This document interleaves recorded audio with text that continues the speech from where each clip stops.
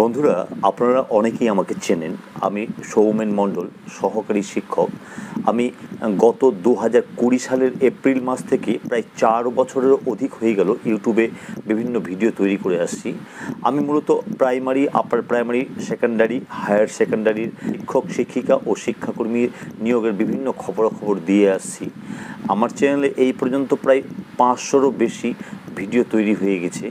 কিন্তু বন্ধুরা, আজকের যে ভিডিওতে দেব, এই রকম ভিডিও আমার মনে হয় না আমি আর কোনো দিন তৈরি করেছি।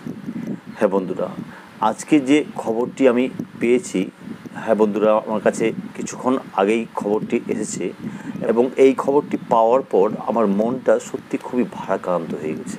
হ্যাঁ বন্ধুরা, এমনই একটি খবর আজকে আমি পেয়েছি। আমি দেখাবো আপনাদের খবরটি, সরাসরি চলে আসছি খবরে। দেখুন, আমি খবরটি দেখাচ্ছি। বাংলার এসএসসি নেই, বিহার পাড়ি বাংলার ছেলে মেয়েদের। পশ্চিমবঙ্গে এসএসসিতে শিক্ষক নিয়োগ দীর্ঘদিন বন্ধ, তাই বাংলার ছেলেমেয়েরা বিহারে সেকেন্ডারি টিচার এলিজিবিলিটি টেস্ট দিতে পাড়ি দিচ্ছেন পাশের রাজ্যে।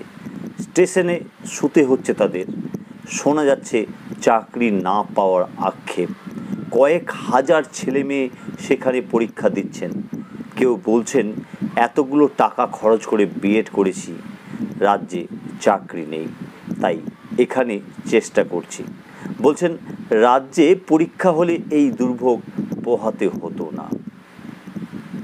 তাহলে বন্ধুরা বুঝুন, কত কত টাকা খরচ করে বিএড করেছেন প্রার্থীরা, ডিএলএড করেছেন প্রার্থীরা, আর রাজ্যে নিয়োগ অধরা।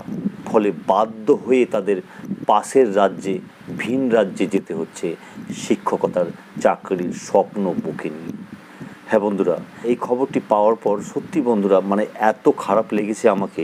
যে সমস্ত ছেলেমেয়েরা বিদ্যালয়ের শিক্ষক শিক্ষিকার আসনকে অলঙ্কিত করবেন, যারা ছাত্রছাত্রীদের কাছে আইডিয়াল হবেন, তারা আজ স্টেশনে দিন কাটাচ্ছেন, রাতে সেখানে শুতে হচ্ছে। এই রকমও একটি দিন আমাদের রাজ্যে আসবে, সেটা আমরা কেউ কল্পনাই করিনি।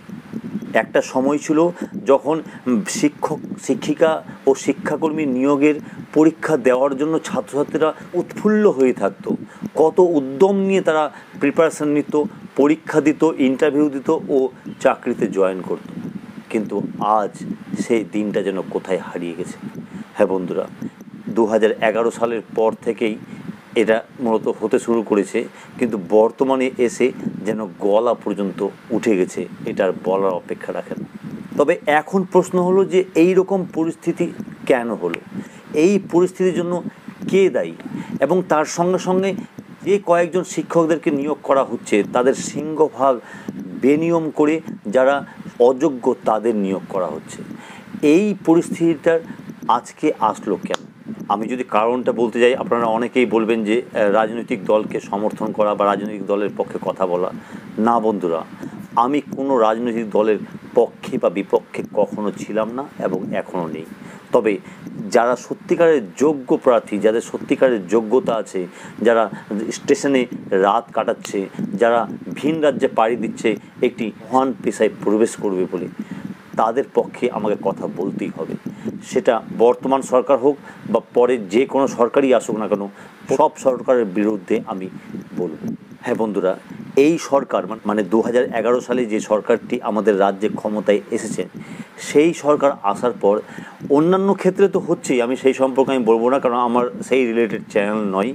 কিন্তু তাদের সঙ্গে সঙ্গে যেটা মানুষ গড়ার কারিগর যে পেশাটি শিক্ষকতা ও শিক্ষাকর্মী নিয়োগের পেশা, সেই মহান পেশাকে যেন আজকে কলুষিত কালিমা লিপ্ত করে দিয়েছে, এবং যার ফলস্বরূপ আজকে সেই যোগ্য প্রার্থীরা যাদের এলিজিবিলিটি রয়েছে তারা আজ রাজ্যে সুযোগ না পেয়ে ভিন রাজ্যে যাচ্ছে। এটা সত্যি সেই সমস্ত প্রার্থীদের জন্য নয়, আমাদের জাতির জন্য লজ্জা। হ্যাঁ বন্ধুরা, এই প্রসঙ্গে আপনারা কি বলবেন অবশ্যই কমেন্ট বক্সে কমেন্ট করুন। আজকে আর বেশি কথা বলার ইচ্ছা করছে না। দেখা হচ্ছে পরবর্তী ভিডিওতে। ততক্ষণের জন্য সকলে ভালো থাকুন ও সুস্থ থাকুন।